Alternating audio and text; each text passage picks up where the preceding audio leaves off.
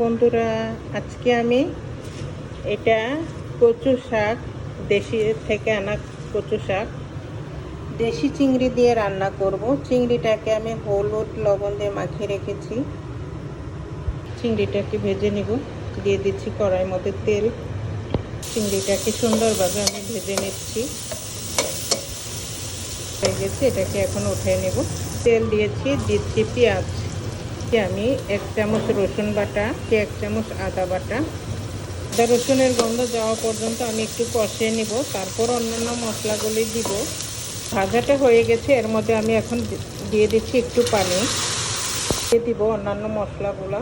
দিচ্ছি ধনে গুঁড়ি, দিচ্ছি জিরা গুঁড়ি। আমরা সব ধরনের মশলা দিয়ে খাই, জানি না আপনারা কেমন করে খান। দিচ্ছি এখানে গুঁড়া মরিচ, আমরা একটু ঝালটাই বেশি খাই। দিচ্ছি হলুদের গুঁড়া, আর একটু পানি দিয়ে কষাবো। লবণ কষানো হয়ে গেছে, এর মধ্যে ঢেলে দিচ্ছি আমি চিংড়িটা। আরও দিচ্ছি কতগুলা কাঁচামরিচ ছিঁড়ে, তাকে একটু মিক্স করে নেব ভালোভাবে। তারপর এর মধ্যে এখন আমি দিয়ে দিব শাকগুলো।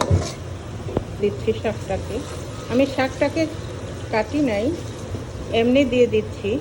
এখন শাকটাকে আমি ঢেকে দিব। আমি এই ঢাকনাটা যতক্ষণ নাকি ঠিক মতো সেদ্ধ না হয় ততক্ষণ ধরে আমি ঢাকনাটা খুলব না। কচু শাক একটু নেড়ে দিলেই একটা কেমন জানি ছাবা ছাবা হয়ে যায়, সেটা যেন না হয় এর জন্য আমি এটাকে আস্তে জালে লো হিটে রান্না করব।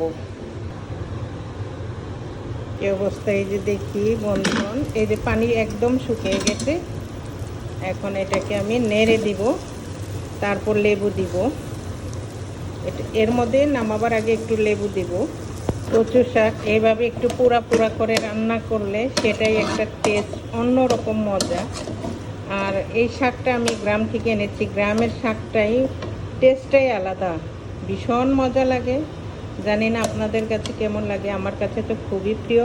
আমি এই লেবুটা দিব, এটাকে এখন কেটে নেব।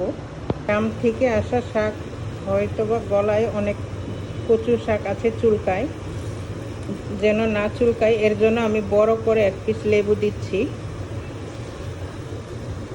আমার কাছে তো লেবু দিলে টক টক লাগে, একটু খেতেও দারুণ লাগে। জানি না বন্ধুরা আপনাদের কাছে কেমন লাগে, আমার কাছে তো ভীষণ মজা লাগে। আর একটু ভালোভাবে নেড়ে দিচ্ছি। নামাবার আগে আর একটু কাঁচামরিচ ছিঁড়ে রেখেছি, সেটাকে দিব।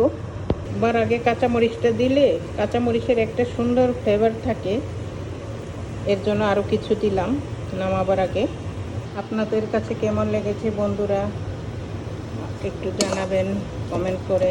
তারপর এখানে লেবু আর কাঁচামরিচের ফ্লেভার যেন ভিতরে ঢুকে, এর জন্য আর একটু দেখে রেখে দিব 1 মিনিটের মতো।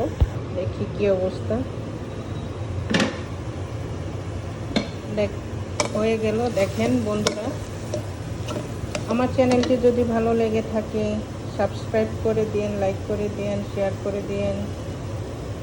সবাই ভালো থাকেন বন্ধুরা, টাটা।